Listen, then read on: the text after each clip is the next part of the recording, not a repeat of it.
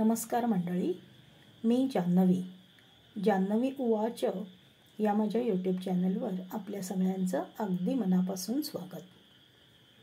माझ्या आजच्या लेखाचं नाव आहे प्रवास. बघा, माझा आजचा लेख आवडतोय का? आवडला तर लाईक करा, शेअर करा आणि सबस्क्राईब करा. धन्यवाद. प्रत्येक व्यक्ती जन्माला येताना स्वतःचं असं एक खास कारण घेऊन येत असते. या जगात कारणाशिवाय काहीही घडत नाही.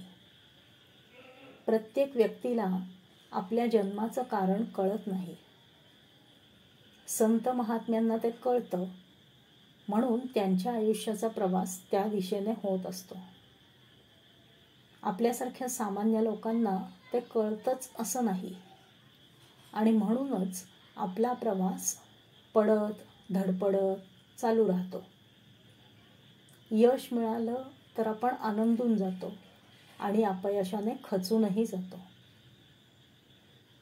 आपल्यासारख्या घरांमध्ये प्रत्येक कुटुंबाचे असे काही आदर्श असतात. आपल्याला त्याचा अभिमान वाटत असतो.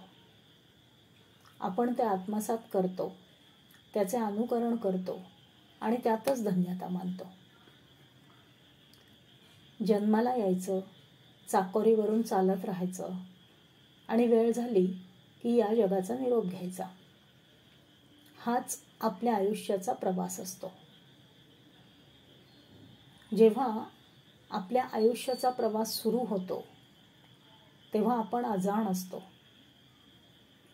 पण जेव्हा आपण जाणते होतो तेव्हा देखील आपल्याला उद्देश माहितीच नसतो. आपला दिशाहीन प्रवास चालू असतो. मुक्कामाचं ठिकाण माहीत असेल तर प्रवास त्या दिशेने चालू राहतो. त्यात कुतूहल असतं, प्रवासातला आनंद असतो. कष्ट पडले तरी मुक्कामाच्या ठिकाणी पोहोचण्याची आस असते. त्यामुळे प्रवासाचा शीण कमी होऊ शकतो. पण जर कुठे जायचं हेच माहीत नसेल तर प्रवास कंटाळवाणा होतो आणि आपण आपली गाडी रडत खडत ओढत राहतो.